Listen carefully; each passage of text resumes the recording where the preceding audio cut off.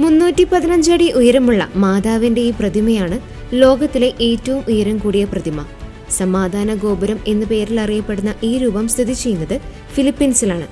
ഫിലിപ്പീൻസിലെ ബറ്റാൻഗ സിറ്റിയിലെ Monte Maria എന്ന തീർത്ഥാടന സ്ഥലത്താണ് ഈ പ്രതിമ നിർമ്മിച്ചിരിക്കുന്നത്.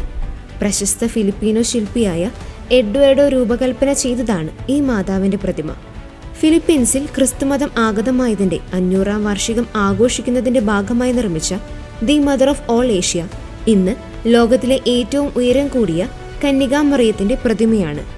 മോണ്ടെ മരിയ തീർത്ഥാടന കേന്ദ്രത്തിന്റെ കേന്ദ്ര ബിന്ദുവായ കന്യകാമറിയത്തിന്റെ ഈ രൂപം ദക്ഷിണേന്ത്യയിലെ എല്ലാ ജനങ്ങളുടെയും രാജ്യങ്ങളുടെയും ഐക്യത്തിനും സമാധാനത്തിനും വേണ്ടി സമർപ്പിച്ചിരിക്കുകയാണ്.